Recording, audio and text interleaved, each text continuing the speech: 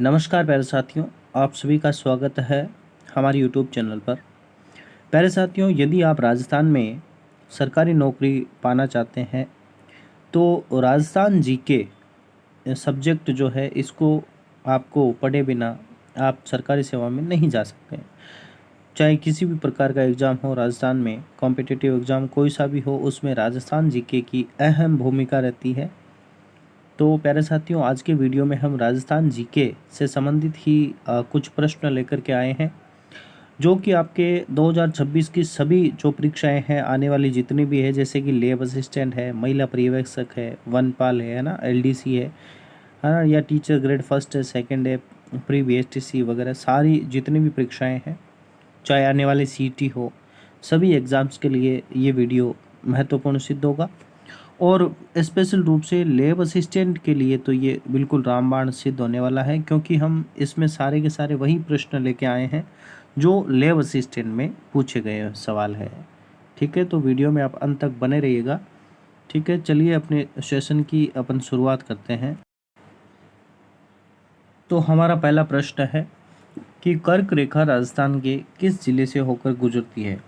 प्यारे साथियों, आपको फिर से बता दूं, ये सारे के सारे प्रश्न लैब असिस्टेंट जो 2022 में आयोजित हुई थी उस परीक्षा के सारे सवाल हैं, जो कि गृह विज्ञान यानी होम साइंस के जो जो पेपर आयोजित हुआ था 30 जून को, जो पेपर आयोजित हुआ था उसमें पूछे गए सारे सवाल अपने 50 सवाल रहेंगे, जो कि सीधे सीधे आपको 2026 वाले में भी देखने को मिलेंगे। इनमें से कुछ प्रश्न ऐसे हैं जो रिपीट होते हैं और बार बार वही जो है एग्ज़ाम में पूछे जाते हैं। तो इस अभी तक आपने कुछ नहीं पढ़ा तो ये वीडियो आपके लिए रामबाण सिद्ध होगा, इसलिए वीडियो में आप अंत तक बने रहिएगा। तो कर्क रेखा राजस्थान के किस जिले से होकर गुजरती है, तो निश्चित रूप से इसका आंसर आपको पता होगा, ये बांसवाड़ा इसका सही उत्तर होने वाला है। ठीक है, नेक्स्ट है, राजस्थान में संयुक्त वन प्रबंधन कब प्रारंभ हुआ, तो इसका आंसर हो जाएगा 1991 में। और मरुस्थल विकास कार्यक्रम कब प्रारंभ हुआ, तो ये हो जाएगा 1977-78। सीधे सीधे सवाल छपते हैं प्यारे साथियों, टाइम बहुत कम है, टाइम बिल्कुल ही नहीं है, कल का समय है। कल तो आप वैसे भी कहीं आप सेंटर, अगर आपको कहीं दूर मिला है तो कल तो आप सेंटर के लिए आपको निकलना होगा, इसलिए अभी का जो समय है इसमें आप ये वीडियो ज़रूर देखें, निश्चित रूप से आपको इससे फ़ायदा होगा। तो नेक्स्ट अपना है कि निम्न में से कौन सी मृदा राजस्थान में कपास फसलों के उत्पादन हेतु सर्वाधिक उपयुक्त है। तो कपास की फसलों के लिए आप सभी को पता है काली मिट्टी जो होती है, मध्यम काली मृदा, ये इसका सही उत्तर रहने वाला है। ठीक है, नेक्स्ट हम बात करते हैं लेवा तालाब। कौन सा तालाब, 5 नंबर प्रश्न है, लेवा तालाब नामक वर्षा जल संग्रहण संरचना किस जिले में स्थित है। तो लेवा तालाब जो है आपका 12 के अंदर स्थित है। ठीक है, 12 में। नेक्स्ट है राजस्थान में बीड़, बीड़ जो जो होता है, बीड़ा, बीड़ा जिसे अपन कहते हैं, बीड़ा स्थानीय नाम इसका क्या है, तो उसका चारागाह, जैसे ये आंसर हो जाएगा, आप सभी जानते हैं। नेक्स्ट है कि गांधी सागर और राणा प्रताप सागर बांध निम्न में से किस नदी पर है, तो ये आपका चंबल नदी पर है। और जाखम बहुउद्देशीय परियोजना राजस्थान के कौन से जिले में स्थित है, तो इसका सही उत्तर जो है, तो इसका सही जवाब हो जाएगा प्रतापगढ़। ठीक है, जाखम बहुउद्देशीय परियोजना राजस्थान के प्रतापगढ़ जिले में स्थित है। नेक्स्ट आपका क्वेश्चन नंबर 9 कि निम्नलिखित में से कौन सा वन क्षेत्र उड़न गिलहरी के लिए प्रसिद्ध है। तो उड़न गिलहरी के लिए आप सभी को पता है सीता माता अभ्यारण्य, ठीक है, ये प्रसिद्ध है। और ऑपरेशन फ्लड जो है वो दुग्ध उत्पादन से संबंधित है। ये रोजा भाकर होगा, यहाँ पे माकर नहीं है, रोजा भाकर शिखर राजस्थान के मतलब किस जिले में है, तो ये आपका जालोर जिले में स्थित है, जिसकी ऊंचाई जो है 730 मीटर ऊंची है, इसकी ऊंचाई है। ठीक है, 730, जो कि आपका जालोर जिले में स्थित है।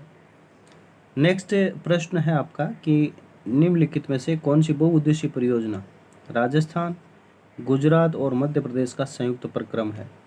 राजस्थान, गुजरात और आपका क्या, मध्य प्रदेश, तो इसका हो जाएगा कौन सा, ये नर्मदा नदी परियोजना। नेक्स्ट है निम्नलिखित में से किस जिले में सेम की समस्या है, तो सेम की समस्या ज़्यादातर हनुमानगढ़ में पाई जाती है।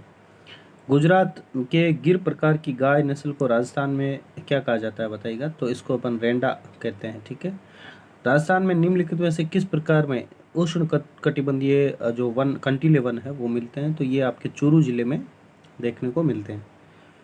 राजस्थान की निम्नलिखित झीलों में से कौन सी झील राष्ट्रीय झील संरक्षण कार्यक्रम के अंतर्गत नहीं आती है। इन प्रश्नों का आप विशेष रूप से ध्यान रखें कि क्या पूछ रहा है, नहीं पूछ रहा है या है पूछ रहा है। तो कौन सी नहीं आती है, इसके लिए आपका सही उत्तर हो जाएगा कौन सी, बजाज सागर, ये नहीं आती है। प्यारे साथियों, राष्ट्रीय झील संरक्षण के अंतर्गत 6 झीलें आती है। जैसे 2 तो आपके जयपुर की है, 2 उदयपुर की है, और सॉरी 2 अजमेर की है, 1 जयपुर की है, और 2 आपकी उदयपुर की हो जाएगी, ठीक है। देखो मानसागर है, ये आपकी जयपुर की है, ठीक है। जयपुर, मानसागर जयपुर की है। पुष्कर और आना सागर ये दोनों अजमेर की है। इनके अलावा अपन देखें तो जो एक है फतेह सागर, ठीक है, फतेह सागर, फतेह सागर और पिछोला, फतेह सागर और पिछोला झील जो है ये आपकी कहाँ हो जाएगी, ये आपकी उदयपुर की है। और जो है इनके अलावा एक और है नक्की झील जो कि सिरोही में रहेगी। तो इन झीलों को राष्ट्रीय झील संरक्षण कार्यक्रम के अंतर्गत रखा गया है। तो यहाँ पर ये कौन सी नहीं है, तो बजाज सागर इस झील संरक्षण के अंतर्गत नहीं आती है। नेक्स्ट है चंबल बेसिन, चंबल बेसिन का ही है उत्कात भूमि। जैसे उत्कात भूमि किसे कहते हैं, तो जो चंबल बेसिन होता है यही उत्कात भूमि के लिए प्रसिद्ध है। और थारपारकर किसकी नस्ल है, तो आप सभी जानते हैं ये गाय की नस्ल है। नेक्स्ट नक्की झील, नक्की झील माउंट आबू में स्थित है, आप सभी जानते हैं इसको, अभी हमने देखा ही है। निम्नलिखित में से कौन सा एक सुमेलित नहीं है, तो जमाईबाल बांध जो है पाली में है परियोजना, और सिद्धमुख परियोजना चूरू, बिलास परियोजना बारा, और बांकली परियोजना बीकानेर में नहीं है। बांकली परियोजना आपके जालोर जिले के अंतर्गत स्थित है, ठीक है। तो यहाँ पे ये आपका राइट आंसर हो जाएगा ऑप्शन डी। नेक्स्ट हम बात कर लेते हैं कि राजस्थान वानिकी एवं जैव विविधता परियोजना किसके द्वारा प्रायोजित है। तो ये जापानी जो है इंटरनेशनल कोऑपरेशन एजेंसी है, इसके द्वारा ये आपकी प्रायोजित है। नेक्स्ट है, देखो ये जो 21-22 की जो उस समय की जो रिपोर्ट थी, प्रशासनिक वन रिपोर्ट जो थी, उसके अनुसार ये पूछा गया सवाल है, तो अभी आपके लिए काम का नहीं है। नेक्स्ट 23वां देखिएगा, राजमहल, राजमहल टोंक ये खान है, ये किस प्रोडक्ट से संबंधित है। तो इसका सही उत्तर हो जाएगा तांबड़ा से। क्या हो जाएगा भाई, तांबड़ा, तो ये तांबड़ा रहेगा। नेक्स्ट है भारत माता, तो यहाँ पे माता नहीं होकर के माला होनी चाहिए। भारतमाला परियोजना किससे संबंधित है, तो ये परिवहन से है, ठीक है। जो मुख्य जो 4 नगर हैं उनको जोड़ा गया है, ठीक है। और नेक्स्ट है राजस्थान के किस कृषि जलवायु प्रदेश में किन्नू पाए जाते हैं। किन्नू की पैदावार होती है आपके गंगानगर में, और गंगानगर जो है आपका ये जो सबसे उत्तरी जो क्षेत्र है राजस्थान में यहाँ पड़ता है। तो यहाँ पर फर्स्ट बी जो है ये कृषि जलवायु प्रदेश के अंतर्गत आएगा। तो ऑप्शन नंबर 1 जो है इसका राइट आंसर हो जाएगा। प्यारे साथियों, कृषि जलवायु प्रदेश 10 होते हैं, जो कि हम किसी डिटेल से किसी अन्य वीडियो में अपन देखेंगे, ठीक है। अभी केवल मैं आपको आंसर बता रहा हूँ, केवल और केवल क्योंकि ऐसे प्रश्न जो है वो सीधे सीधे एग्जाम में छपते हैं। गोविंद गुरु ने भीलों को संगठित करने के लिए कौन सा संगठन जो है स्थापित किया था। तो ये समसभा जो है उन्होंने समसभा की स्थापना की थी, और ये कब की थी, 1883 में की थी, और स्थान था आपका सिरोही, ठीक है। सिरोही में समसभा की स्थापना किसने की थी, गोविंद गुरु ने की थी, याद रखना। नेक्स्ट हम बात करते हैं विजय सिंह पथिक जो थे, जिन्होंने बिजोलिया आंदोलन को एक नया रूप दिया था, ठीक है। और मुख्य जो नेता थे उनका मूल नाम था भूप सिंह, ठीक है। उनका मूल नाम क्या था प्यारे साथियों, भूप सिंह उनका मूल नाम था। 1948 में किन 4 देशी रियासतों को मिलाकर मत्स्य संघ। प्यारे साथियों, ये आपको सरल लग सकते हैं सवाल, लेकिन यकीन मानिए इतने सरल ही सवाल आते हैं जो कठिन आएंगे वो आप छोड़ सकते हैं, लेकिन सरल सवाल आपको गलत नहीं करने हैं। ये एग्ज़ाम पास करने के लिए रामबाण जो तरीका होता है। तो इसमें आपका ABCD वाला जो आ जाएगा ना, अलवर, भरतपुर, करौली और धौलपुर। ठीक है। नेक्स्ट है, प्रसिद्ध स्वतंत्रता सेनानी कौन? जो रत्ना देवी शास्त्री थी वो कहाँ से संबंधित, किस राज्य से थी? तो वो जयपुर से थी, जो कि आपके हीरालाल शास्त्री जी के पत्नी थी। ठीक है। नेक्स्ट हम बात करते हैं कि करौली का जो केलादेवी मंदिर है किस नदी के किनारे स्थित है? तो इसका राइट आंसर काली सील हो जाएगा। काली सील, ऑप्शन नंबर सी जो है, काली सील नदी। निम्नलिखित में से कौन सा दुर्ग कुंभा द्वारा निर्मित नहीं है? तो महाराणा कुंभा, मेवाड़ के महाराणा कुंभा, जो कि इतिहास में बहुत ही प्रसिद्ध राजाओं में से एक राजा हुए, उन्होंने लगभग जो है बहुत सारे जैसे दुर्ग बनाए थे। कुमलगढ़, बत्तीसी दुर्ग, मचान दुर्ग और ये गागरोन। तो उन्होंने गागरोन दुर्ग नहीं बनाया था, बाकी सब उन्हीं ने बनाए थे लगभग, मेवाड़ में जितने भी थे। गागरोन दुर्ग किसने बनाया फिर? तो ये राजा बीजल देव ने बनाया था, जो कि डोड या परमार राजा था बीजल देव। ठीक है, बीजल देव। तो बीजल देव के द्वारा लगभग ये 12वीं सदी में बना था। तो राजा बीजल देव के द्वारा ये गागरोन दुर्ग जो है बनवाया गया था। नेक्स्ट है, राजस्थान के कौन से प्रसिद्ध संत बीकानेर के कतरिया सर से संबंधित है? तो जो जसनाती संप्रदाय है, ठीक है, तो सिद्ध जसनाथ है, ये बीकानेर से संबंधित है।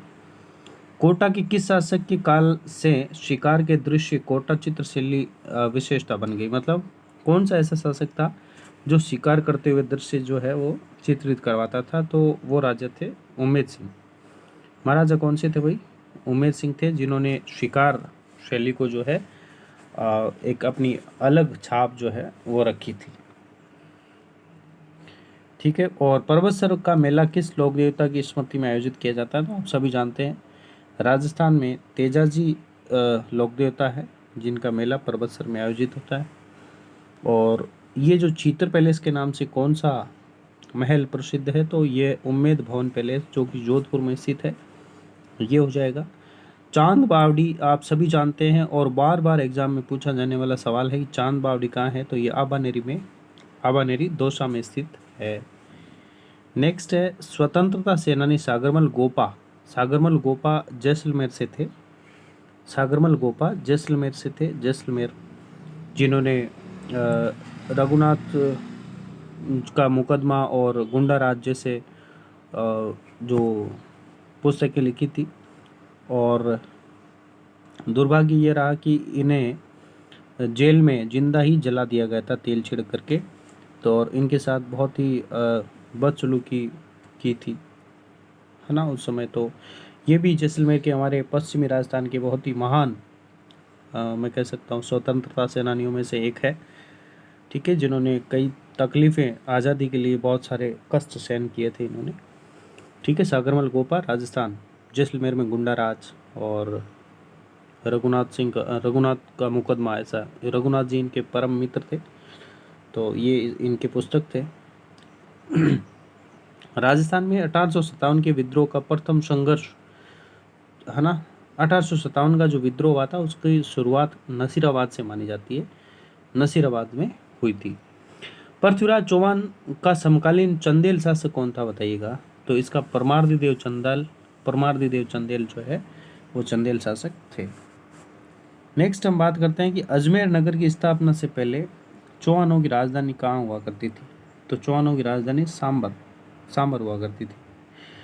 नेक्स्ट है कि 11 जून 1681 में औरंगजेब के बागी पुत्र अकबर को, ठीक है, ये अकबर है, अकबर को दुर्गादास ने किस मराठा सरदार के दरबार में कोंकण लेके गया था वो अपने साथ, है ना?